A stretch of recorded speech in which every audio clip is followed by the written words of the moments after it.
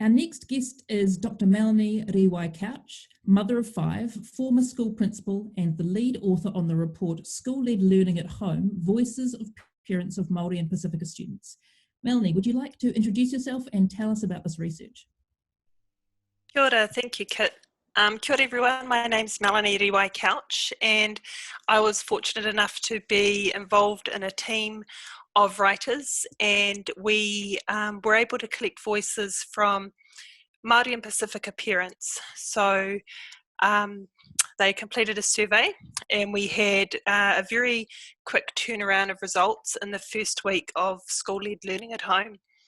So as a team, we were able to work through those surveys, and the reason we did that is while all the schools were responding and we were coping with a new normal, as Claire described earlier, we wanted to make sure that the perspectives of parents weren't lost, particularly because all of a sudden the school-led curriculum was landing in people's homes, and we needed to know what that looked like.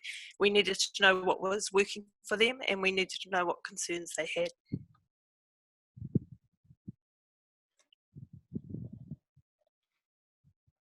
I think you're on mute, Kit. Sorry about that. How did the name of this paper come to be, Melanie?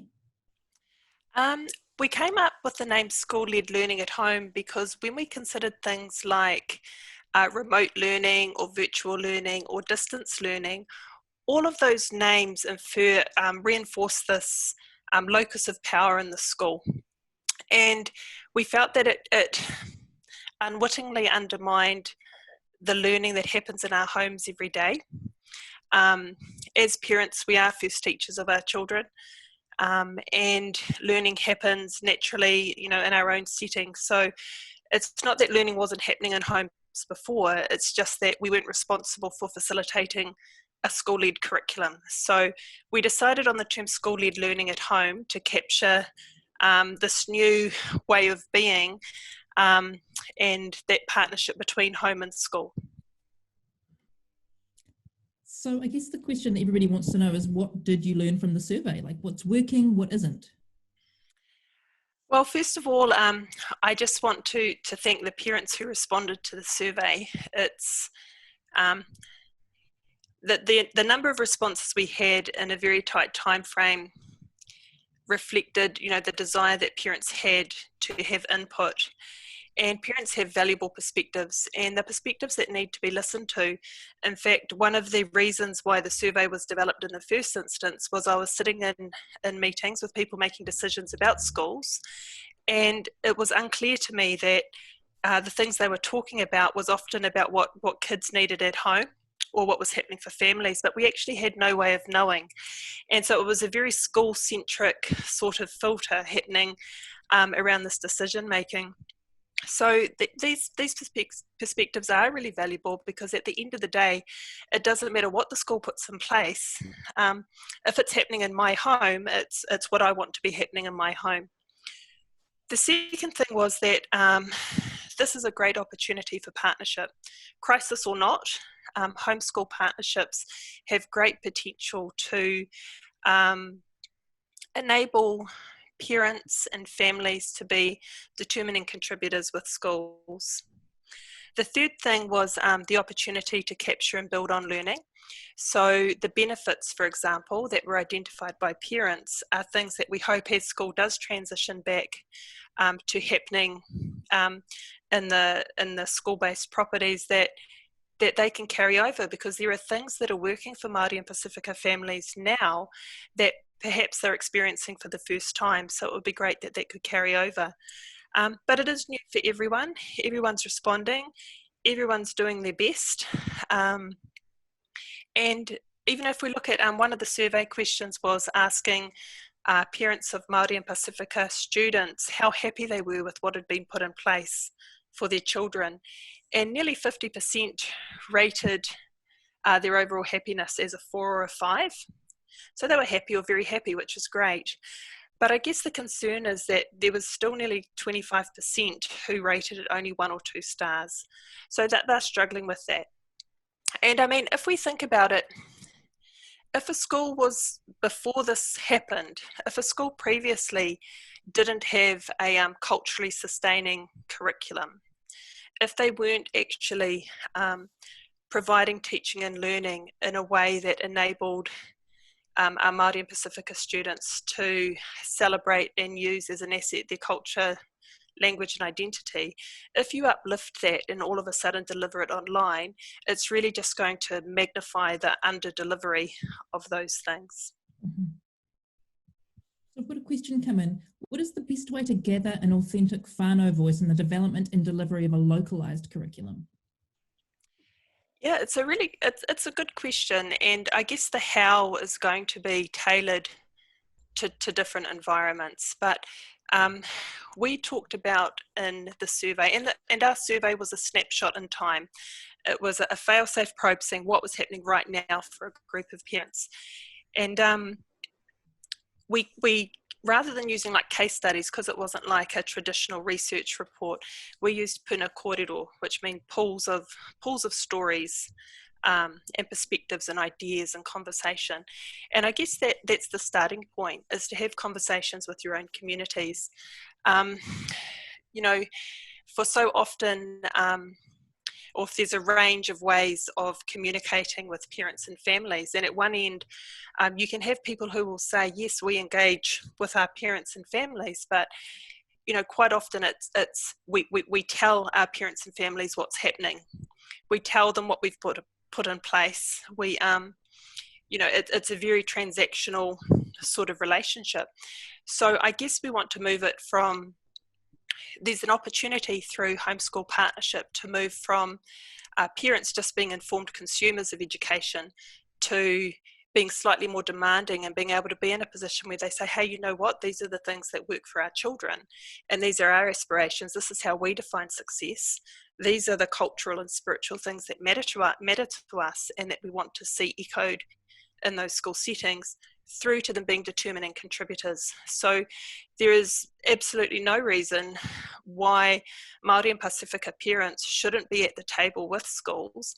If schools are saying we're going to do this or we're going to make these changes, part of that double loop thinking they need to be doing is including the voices of parents. So the best place to start is to start. And that's to have conversations.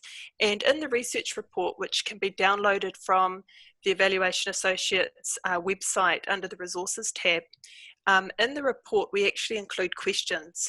And they're questions that teachers or school leaders, anyone sort of making those decisions, they can use those questions to help them reflect on how well they are taking the opportunity to engage with their Māori and Pasifika parents.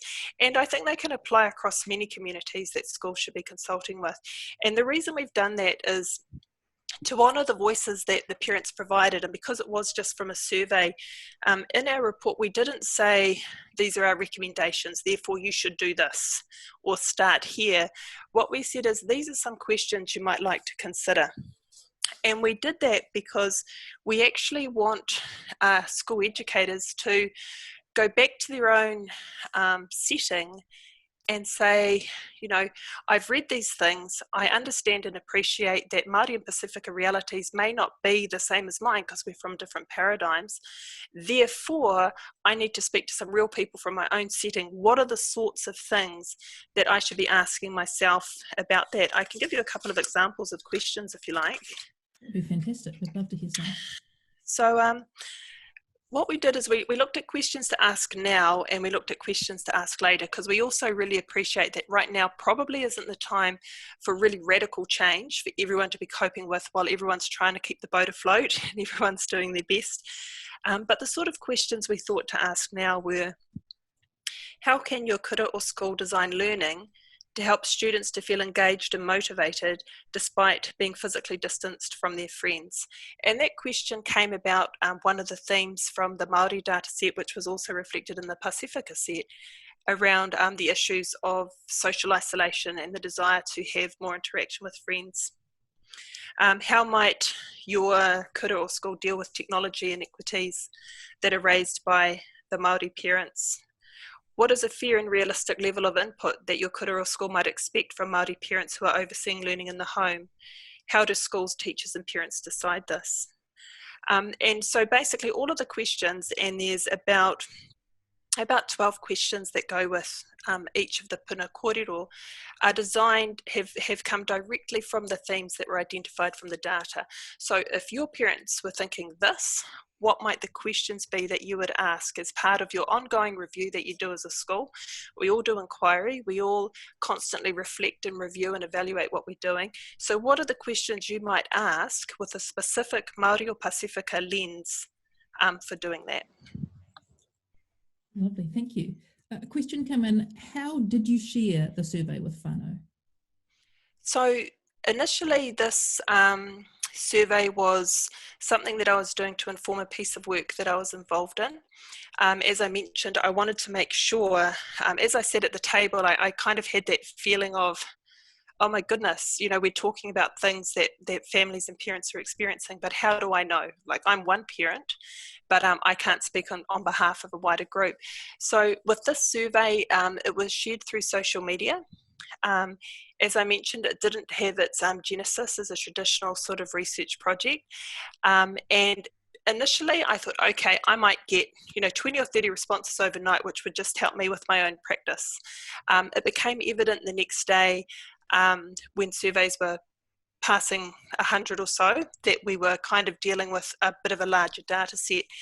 And I guess the thing that we were faced with that too is we really wanted this information to be available quickly, but to honour the voices that were shared, we also wanted to make sure the information was managed well.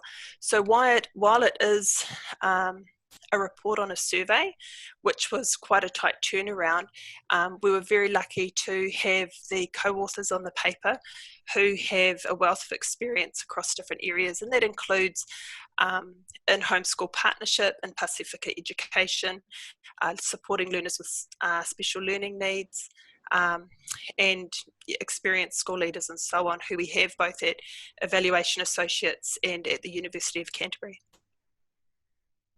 So Melanie, what does tokenism look like to Māori, and how can we avoid it and create learning experiences that are genuinely culturally responsive? Yeah, interesting question. I can say what it looks like to me, and other people have probably had their own experiences where they will say, well, that feels token to me, or to them. So I guess if we're actually thinking about authentic engagement, Ali Bull, who's one of our co-authors of the paper, we were talking this afternoon about complexity and the role that complexity plays in this. So if one of our desires is to address the inequities in the system so that our students can thrive, so that Māori and Pasifika students can thrive, because equity actually should not be the end goal. It's not about, hey, we've got equal numbers of devices in homes, so we're winning. It actually, that's like a milestone on the path to having kids who actually can reach their potential in the ways that they want to and need to and know to. But the reason complexity comes into it is it's not enough just to have a conversation, but it's a step. We need to understand and appreciate that that parents have their own perspectives on what works for their kids, that there is a genuine desire to support their learners to be successful, that we need to be able to engage beyond the surface. It's not enough to say we have manaakitanga as one of our school values. We need to go beyond that and know, what does that look like, feel like, what does that mean in our setting, and then how does that actually permeate through all of the teaching and learning and the interactions that we have.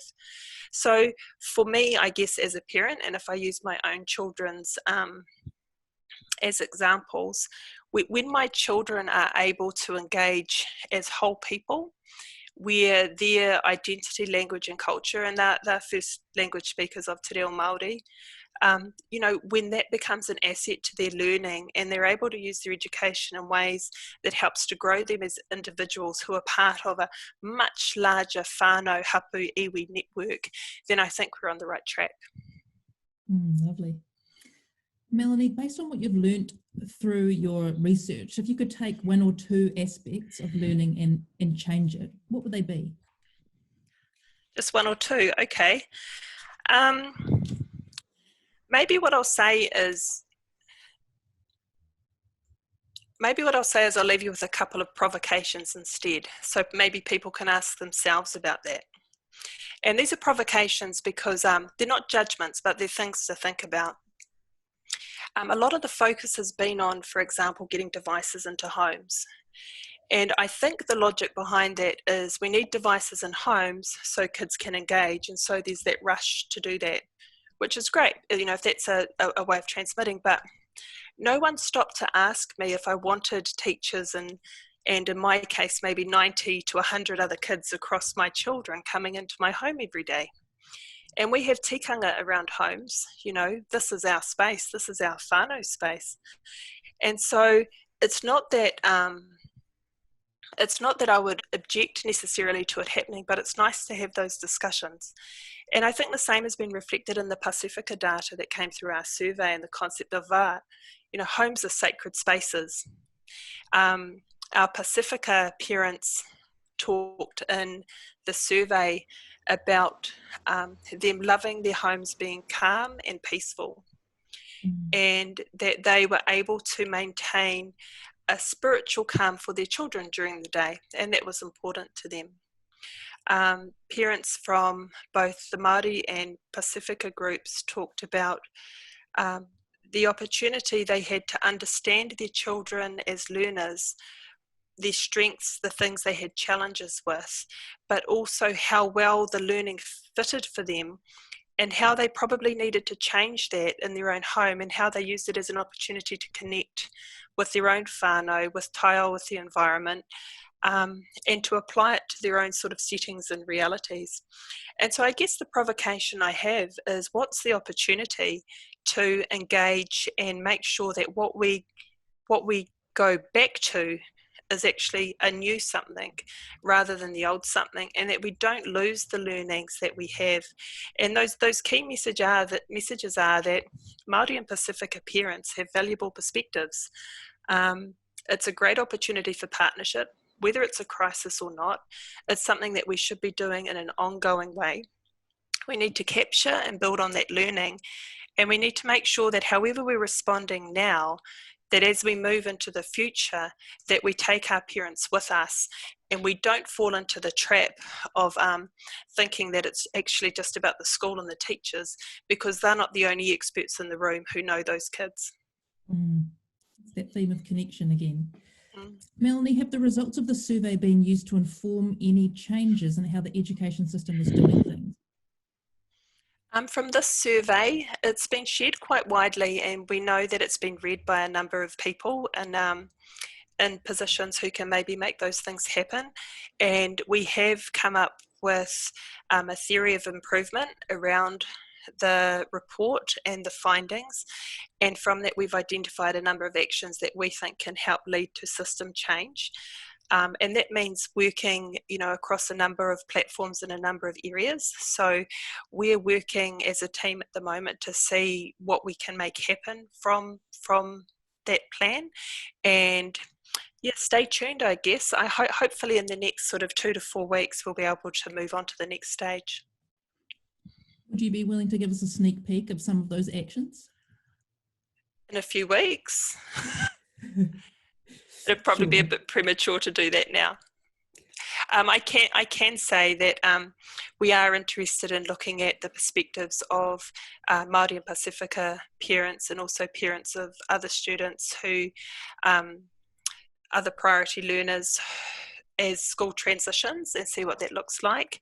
We're also interested in the views of students. I think what's unique about this particular gathering of information, this sort of collection of voices on paper at the moment in this report, is it's voices that quite often are not in the rush to get things done. they're not considered until something's been shaped and then a school says, this is what we will do for you.